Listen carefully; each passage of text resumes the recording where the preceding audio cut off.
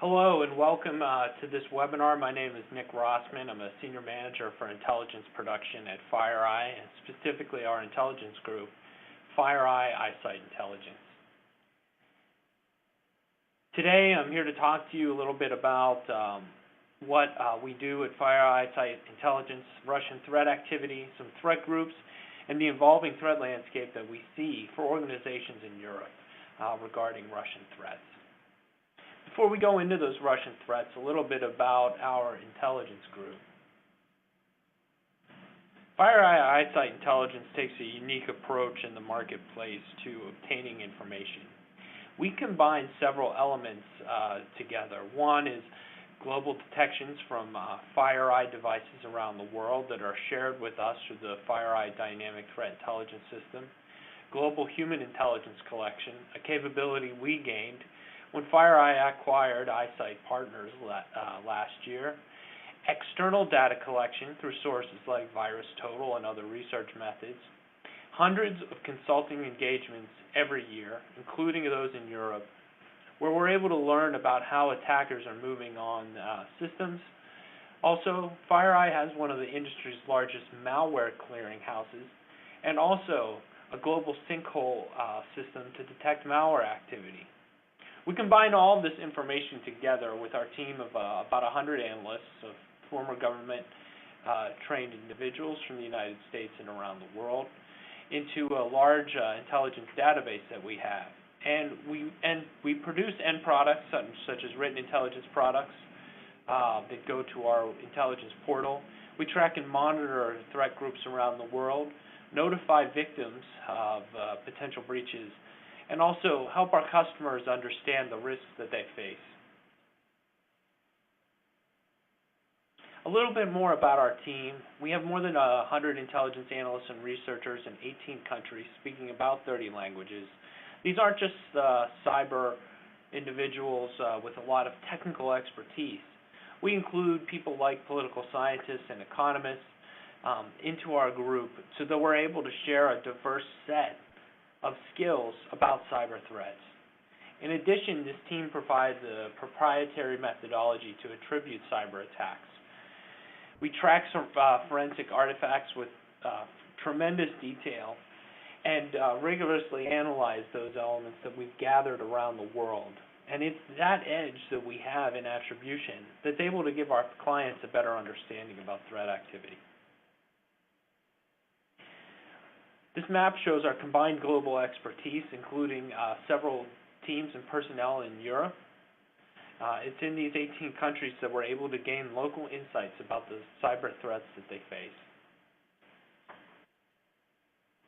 And at FireEye, data again is our differentiator. We're taking sources that come from that FireEye sensor network that I talked about, Mandiant incident response engagement with over 1,200 customers, FireEye as a Service, our managed defense offering that has 6 security operations centers and 200 clients around the world.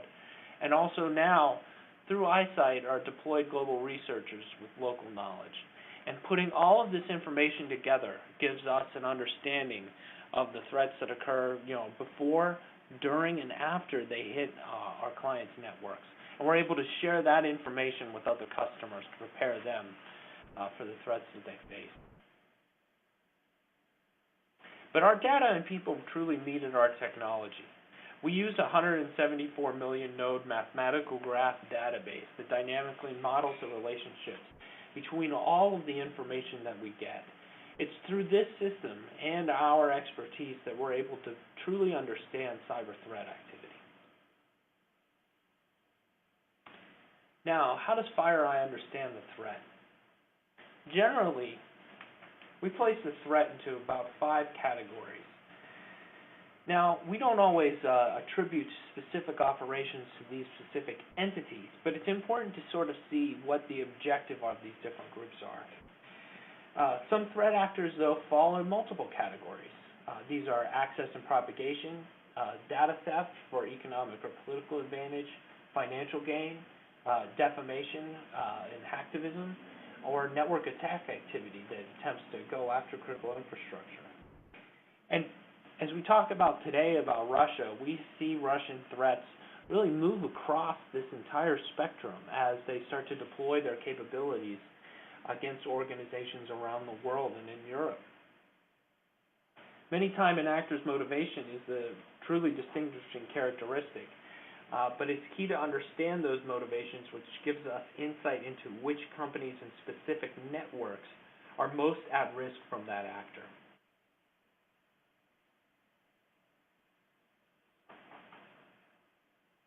A little bit about attribution of threat groups as this slide builds.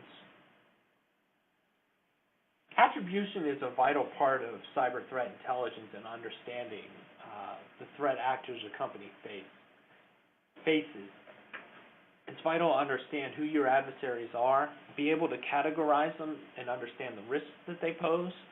But the key thing is that many threat actors share the same set of tasks, tools, and methods to coordinate on targets.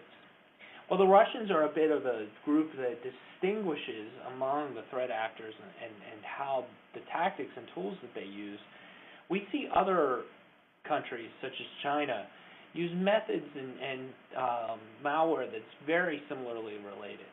It's vital to have a rigorous cyber methodology in place that allows you to understand the particular group that might be after you and to be able to respond on a network to the proprietary tools and forensic evidence left behind.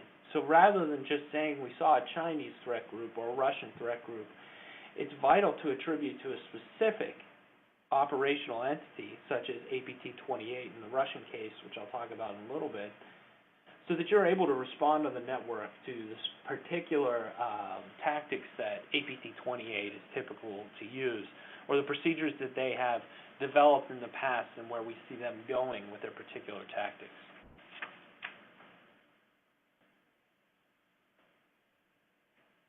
FireEye tracks 29 APT groups. I'll talk about 2 of them today, which are Russian. These are primarily nation-state sponsored and sophisticated groups. They conduct coordinated attacks, often in groups, together.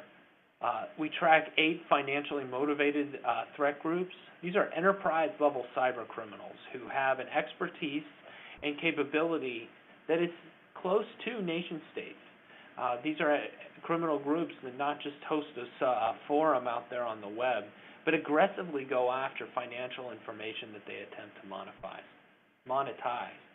In addition, FireEye tracks another 600 threat actors that we call identified threat groups.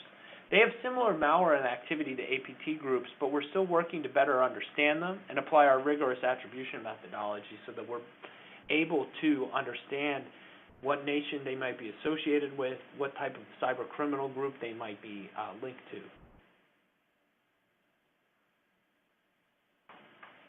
Now let's dive into the topic of today's webinar on Russia.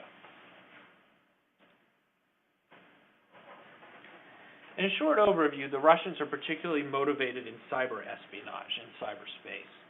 They primarily try to collect geopolitical intelligence. Now, for many organizations, you see that and think, I don't necessarily have geopolitical intelligence. I'm a bank. I'm an organization that manufactures tools. But the Russians are broadly interested in this. And the other thing that might impact you is some of the other activities that the Russians conduct.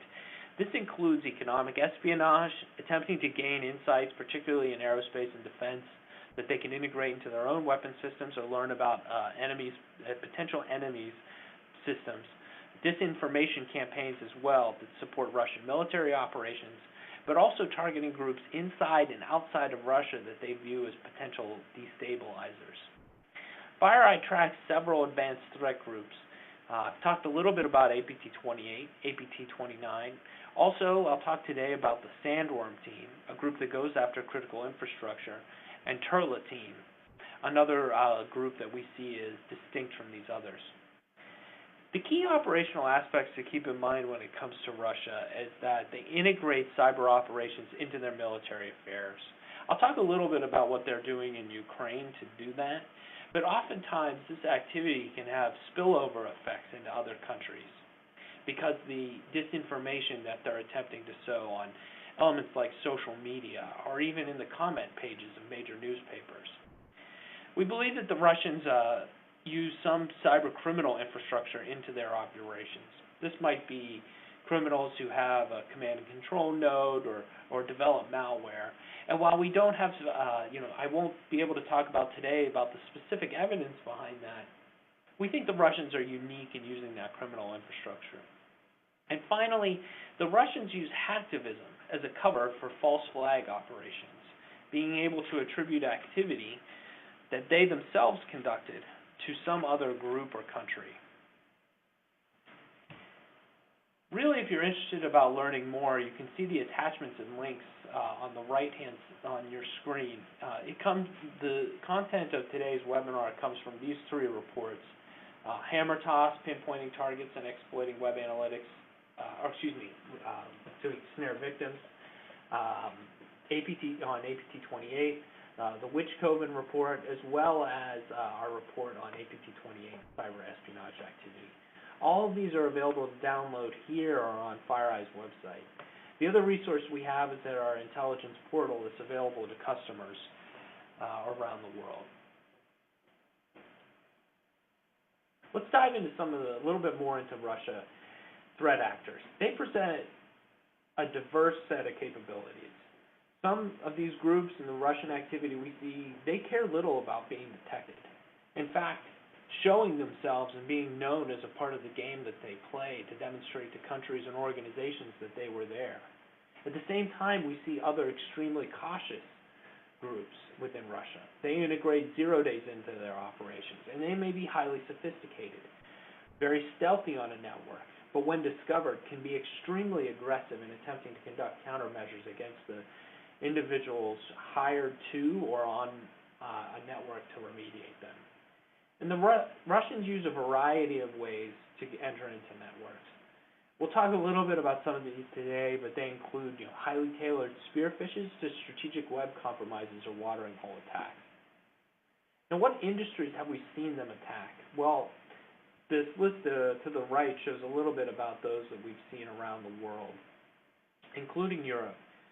We've talked a little bit about the diplomatic and military organizations they've gone after, aerospace and defense companies for the hunt for material or information they can use to weapon systems to improve their own or potentially sabotage an enemy, financial services companies, pharmaceuticals, education and research facilities, media companies, think tanks, both in the U.S. and Europe, telecom providers, those that have industrial control systems, including airports, as well as the energy sector, both in the discovery, distribution, and production of it. And that's a variety of threats. Now, where have we seen the Russians hit organizations in Europe? Well, during the past decade, here's a brief list of just some of the areas that we suspect were targets of Russian activity. In France, Germany, Poland, the Baltic states, as well as Norway. In addition, they've targeted European organizations such as NATO and the OSCE in their attempt to gain intelligence about certain activities, particularly during conflicts. Briefly, I just want to talk about how Russia integrates cyber warfare into armed conflict. It's been a long part of Russian military strategy to sow disinformation campaigns as a part of military activity. This goes back to well into World War I and the Soviet era. They've essentially extended this view into cyberspace, and we've seen a little bit of this each time in new conflicts that the Russians are a part of. In Georgia, APT 28, one of the groups I'll talk about in a minute, conducted targeted cyber attacks against the Georgian government. During the Ukraine crisis, we've seen multiple times where there might be hacktivist groups that we think are strongly linked to the Russians, involved in the campaign to sow dissent, but also we've seen Russian groups like the Sandworm team conduct extensive campaigns in Ukraine itself, as the Russian activity there has increased since 2015. In addition, we suspect that in Syria today, the Russian threat actors are likely targeting the Syrian opposition. All of this disinformation is a part of a tactic to aggressively target NATO countries and their governments for diplomatic and military intelligence that they may have. Now a little bit on APT 28, one of the groups we profiled substantially in one of our reports. APT-28 goes by several different names. They've been known to target Ukrainian and Georgian governments, defense contractors, and research institutions, as well as critics of Putin. They're primarily after intelligence, but also conduct influence operations. We've seen them over the years use several vulnerability exploitations in 0 days, and they're able to weaponize publicly available exploits, or ones that become known, within a day. One of the key things about APT-28 is that we see them evolving their tools for long-term use. That means we see a methodology to how they build their malware. It has version control, evidence that multiple people might be working on it, small steps that they might take to move from version 2.2 perhaps to version 2.3. The malware they use is also tailored to victim environments and is developed in a formal coding environment based on some of the observations we've seen from clients. APT-28 in particular uses spear phishing campaigns with malicious links and attachments. Some of these are legitimate non-public documents that they've used. And in addition, they were part of an information operation campaign that impacted a French television station, which I'll talk about in a little bit. One thing to learn is that APT-28 hasn't slowed down with public disclosure.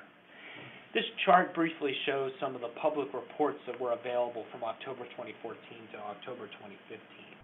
Now, APT-28 has certainly developed new tools and tactics in response to exposure, but they haven't necessarily shut down their operations, similar to how we've seen some Chinese cyber threat groups stop completely after several industry publications, frankly including FireEye's own, have outed them.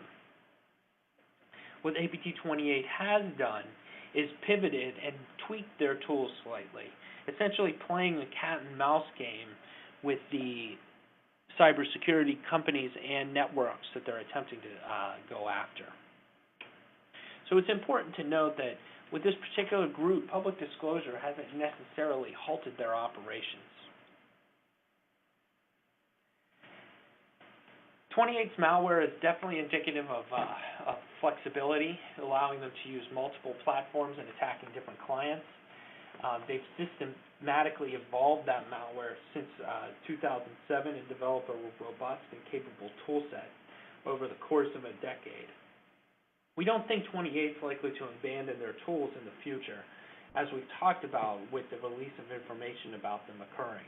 They don't necessarily abandon those tools, but tweak them slightly and be able to use them on the network. In addition, APT-28 uses counter-analysis techniques. They conduct runtime checks to identify an analysis environment, often obfuscate unpacked systems, and then include unused machine instructions to slow down analysis. Our report goes into a little bit about some of the activity we've seen from them in the past.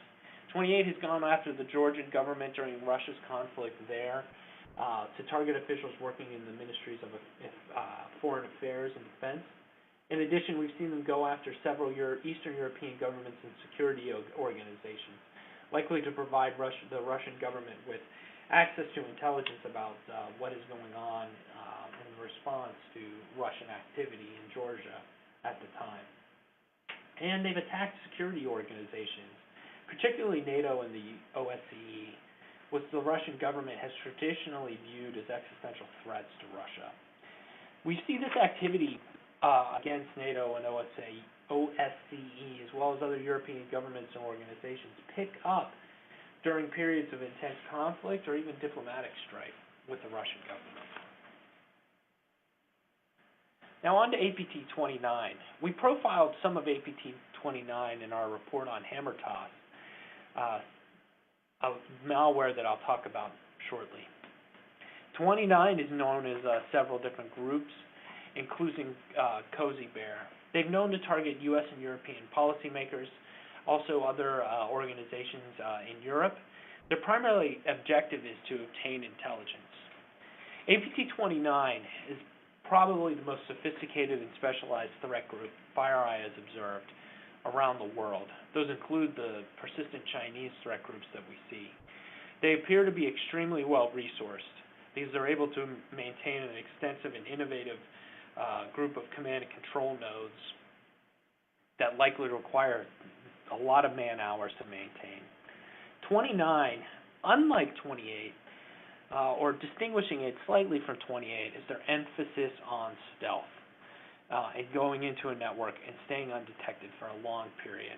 But when they are discovered, they are particularly brazen and aggressive, often monitoring what's going on a network in the attempts to remediate them and stopping that activity that's trying to get them out. APT-29 is also very adept at using open source tools, and that's vital to their stealth because if you integrate open source tools into your malware and your activity, it makes it much more difficult to attribute cyber operations to the threat activity.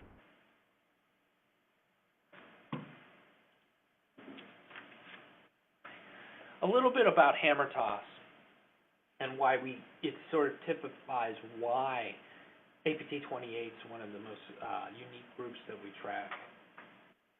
Hammer toss is a secondary tool APT-29 has deployed following some of their other first-stage backdoors. We originally observed this in early 2015, and they likely used hammer toss as a backup if their two primary backdoors on a particular system failed. Now, hammer toss works by beaconing out to a Twitter handle. The handle is known by the malware every day based on a particular string of sequence that they have. Now, the malware hammer toss will go out to a particular Twitter handle and look for it each day. The handle doesn't exist, it only will go to that handle once.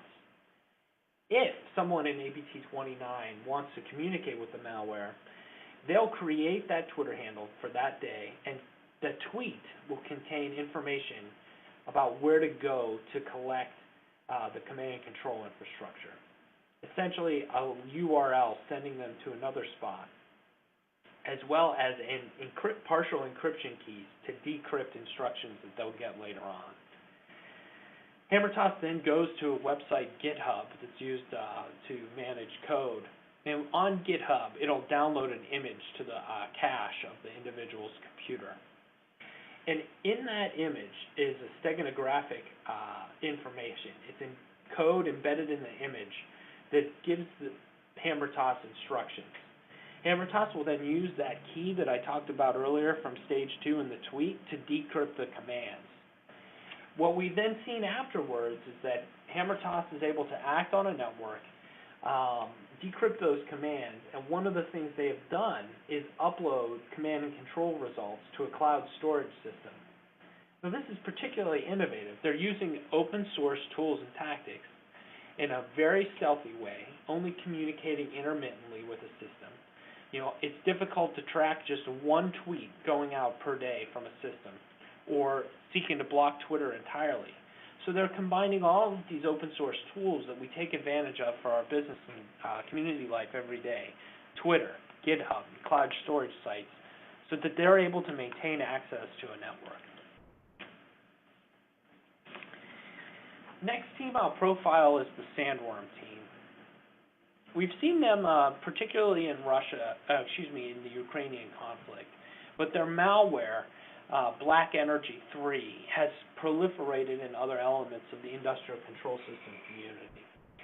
Now, Sandworm team is known to target governments, media, military, border forces, and the financial industry around, particularly in Ukraine, but also broader in Europe. We believe that they're a Russian threat actor based on their extensive targeting in Ukraine, which is, we believe, indicative of their activity for the Russian government. They came to light in particular to an event in December 2015 that brought down, during a cyber attack, 3 electric distribution facilities in Ukraine, causing power outages that lasted for several hours and impacted about 80,000 customers in the pro-Western Ukraine. Now, internal teams at these distribution networks were able to eventually switch to manual control to run their electricity distribution facilities.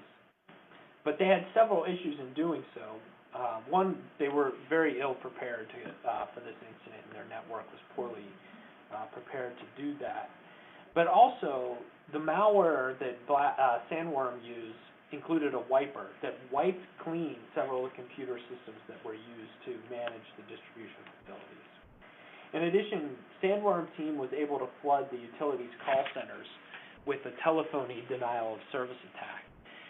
So they flooded these call centers with phone calls that seemed like they were coming from customers, but what it did was prevent customers from actually dialing into the electrical distribution facilities to let them know where the outages were occurring. Now, how did this activity occur? Well, the initial intrusion started via what we think is a spear phishing email that targeted several individuals on the network. And then the group then systemically went in and shut down key SCADA systems on the human-machine interface, essentially clicking off one by one some key systems.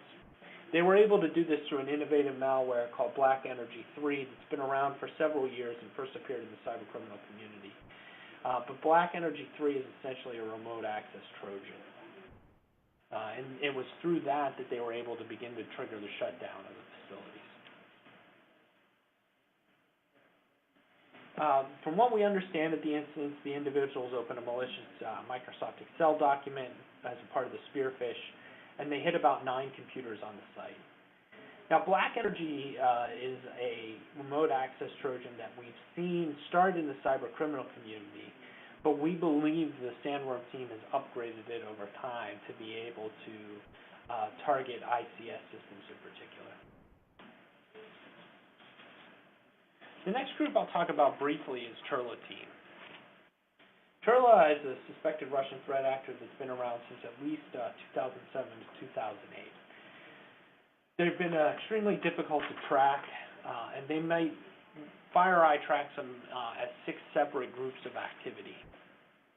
They've targeted entities in the U.S., Europe, Asia, and the Middle East, and employed 0 days in their operations, but particularly focus on energy policy, military, healthcare, and academia. And one of the unique things they do, which has been publicly available for a long time, is that they've used satellite infrastructure for their command and control systems.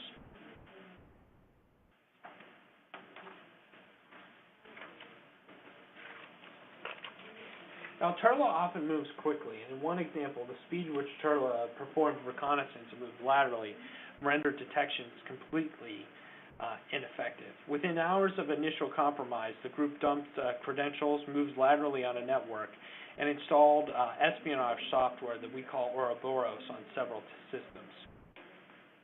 About 20 minutes after the initial breach, the attackers moved from one system to another. And then shortly thereafter, they were able to use the Ouroboros root kit and the credentials that they compromised to move about 4 different systems and obtain credentials to an organization's Exchange mailbox servers, essentially giving them access to the Outlook system that they had.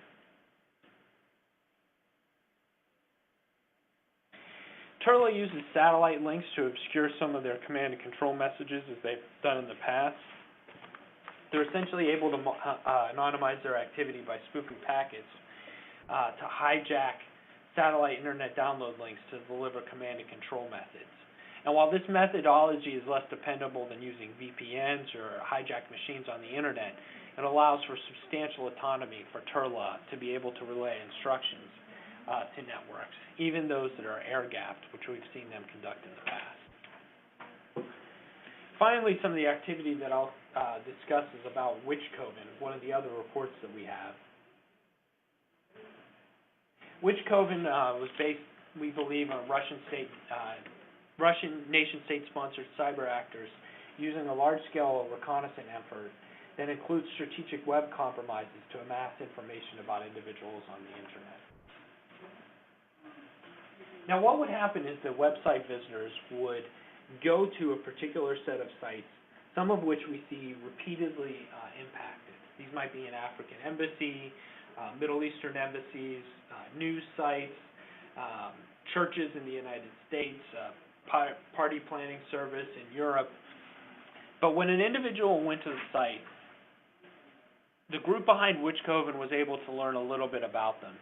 Essentially, they set up a system where they were able to scan that individual's computer to learn about the web browser, Adobe Flash, Oracle version, and operating system that user has.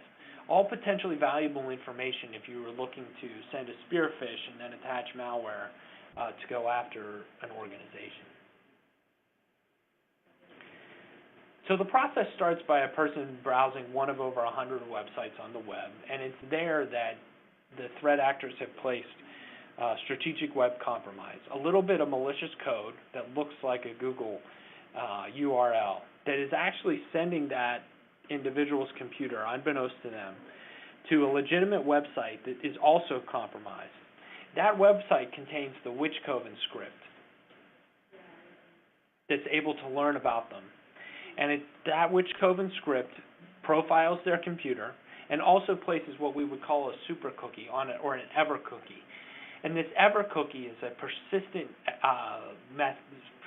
cookie that is difficult for users to delete, but it would allow the group to potentially track an individual as they moved about the web to the variety of websites that might have been compromised. Then, the threat actors behind Witchcoven could potentially use the information they gained from that script and that browser fingerprint through the cookie to develop delivery options for malware on a particular user.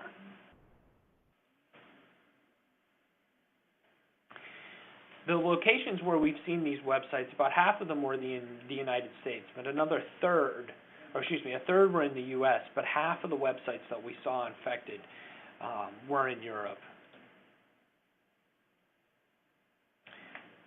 The profiling has varied by sector, and this chart shows the entities that we've seen compromised, including education institutions, government, financial services, and the legal industry. And this is based on FireEye's DTI data, where we're able to see what type of customers were going to these particular websites that we were able to detect the Witchcoven activity.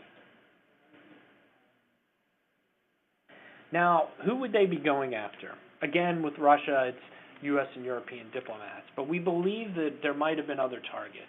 European economists who might be able to help them understand what's going on in the investment community and what the climate is for oil. Latin American government officials who would be traveling and might be interested in influencing Russian policy.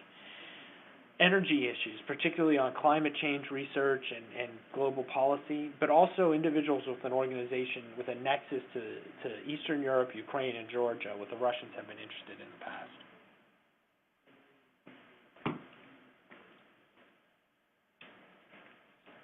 Finally, I'd like to talk about a little bit about denial and deception, which is part of Russian activity that we've seen during the past several years. Denial and deception is sort of in many different categories.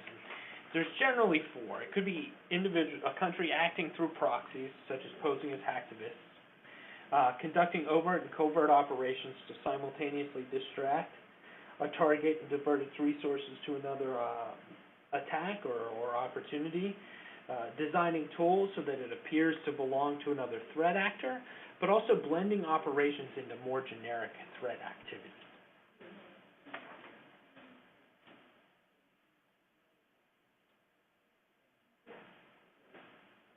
Now, one of the key false flag operations where the Russians made it appear that they were someone else was an attack in April 2015 on a French-language satellite broadcaster. The French government later stated that they believed APT-28 was behind this, and some of our evidence does concur with that. Now, the APT-28 make it seemed like the threat activity came from a group called the Cyber Caliphate that was allegedly affiliated with the Islamic State in Syria and Iraq. But in closer look at some of the forensic evidence that we saw, this was likely APT-28. Now, what happened in this case is that We don't know exactly how APT28 got onto the network, but what they were able to do is hijack social media websites from TV5Mod, which is a nuisance type of activity for many organizations. But they were also able to, on that network, shut down TV5Mod's ability to broadcast globally. And 11 channels were disrupted, and there was allegedly network equipment that had either malfunctioned or was destroyed during the course of the attack. Why did this potentially occur during this time? Well, we speculate that this was around the same period that the French had decided not to sell or to return two refurbished aircraft carriers that the French were in the process of refurbishing for pay for the Russian government. Finally, we see some hacktivist activity that we suspect could have the hand of Russia behind it, but we're not exactly sure just yet. One of this is the Cyber Berkut group.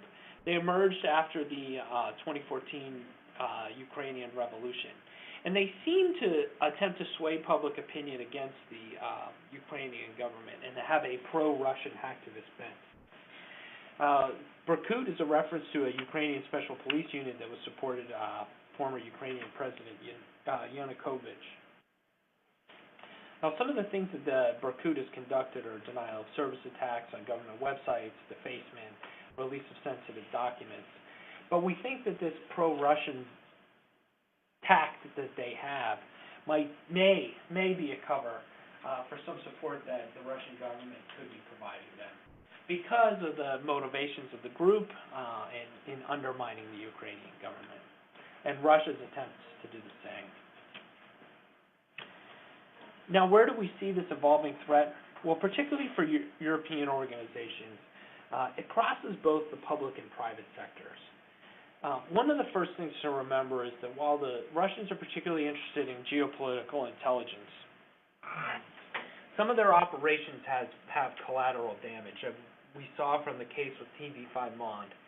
Organizations could be swept up into the potential collateral damage of Russian cyber threat activity, just like the Ukrainian electricity distribution facilities were. In addition, information operations that the Russians conduct could potentially be a part of, using platforms in social media or news media websites or individual comment sections to start to sway public opinion as well. In addition, there is a potential that the Russians could escalate cyber operations to focus outside of their the government targets that they've used in the past, but to go after key infrastructure, such as financial services companies, the news media organizations we might put in that group in the Russia case, but also as energy production and distribution facilities. And while the Chinese threat has dissipated over time and has focused on economic espionage, we believe that for European organizations, the Russian threat will remain the top cyber threat activity that they'll see from a nation state going forward. And with that, I know we only have a couple more minutes left, so I'll take a look at some of the questions that are available. First question was, are there any documents that I can read more about the case studies? Yes, there are. The two attachments that you see on the page, or the three, can dive deep into some of the activity, a lot of the activity that I talked about today, Witchcove and Hammertoss and APT28. Hammertoss includes information about APT29 that uses that particular set of malware. Those are also available on the FireEye website. Again, for FireEye customers, if you have access to the FireEye Intelligence Center or the MySite Intelligence Portal, you're able to gain additional information on those groups, on this activity. The next question I have is, can we say specifically that these groups are linked to any specific organizations in Russia? Well, it's important to note that it's not necessarily the capabilities of cyber security companies to point specific fingers to organizations that may be behind the activity, saying it's this particular military group. There are some instances where we're able to do that.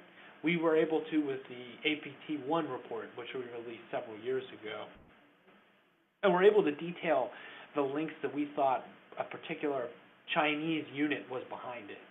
We're not necessarily able to do that with the Russian threat activity because we do not have the same fidelity of evidence to attribute directly to them, to specific organizations.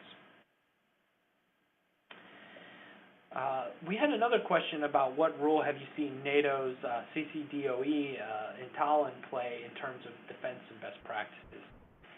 I think one of the things that we see is that this organization has been able to increase the understanding about threat activity and cyber threat activity and get the word out about best defense practices that are available to NATO governments about the threats that they face. Now, this is always a difficult climb you can see within governments, but certainly in intergovernmental organizations like NATO, where countries have different budgets, different military budgets, different cyber budgets, different methodologies that they use and rely on different groups of people to implement those changes.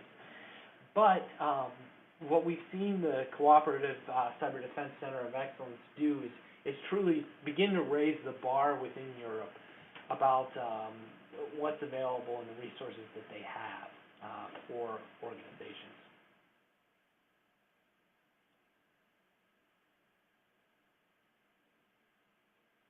There's another question about what do we think about reports of Russian hackers are attempting to infiltrate U.S. voting systems.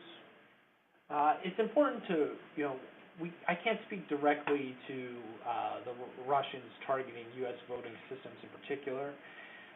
One thing I can say is that we have seen other groups, cyber criminals, go after databases of information about from state and local governments about voters. It's particularly relevant information because it's up to date and contains PII, personally identifiable information, that can be used by cyber criminals to create profiles. So that activity is not necessarily unique, and we've seen it for several years. And certainly the Russians trying to do that, to infiltrate these systems, might be a part of a disinformation campaign to force an adversary, in this case potentially the United States, to devote resources to one area while they could attempt to sow disinformation or attempt to go after another part.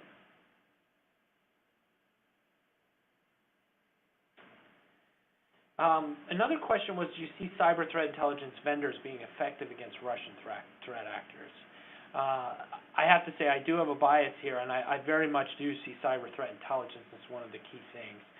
First, this is an aggregator for the information that's available on these groups and able to present the intelligence to your organization in a way that is actionable to you to defend your network.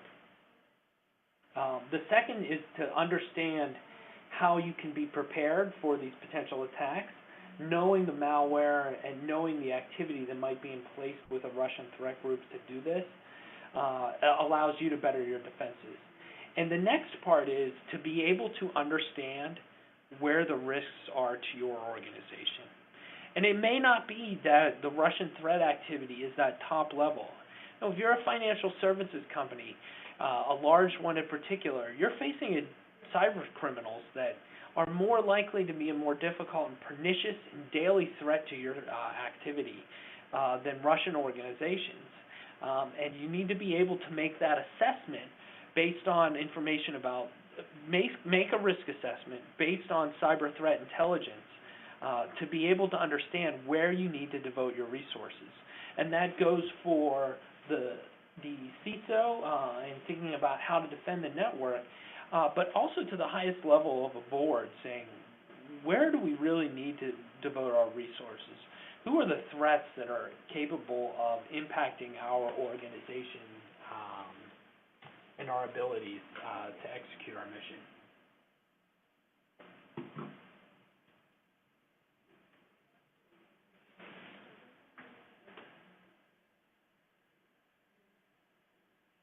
Another question was, how important is network and infrastructure behavioral analysis important to detect an APT group? I think it's vitally important, but one of the other things it is vitally important to attribute operations as you're either watching, monitoring an APT group on a network, but also understand their methodologies that we see them conduct. And with that, I am going to wrap for today. We can answer any additional questions via email. And thank you very much for joining us. I hope the presentation was valuable to you and your organizations to learn about these threats. And again, we really believe that cyber threat intelligence can help you better understand the risks that are out there and assess where you need to put resources towards. So thanks for listening today, and I hope you found it valuable.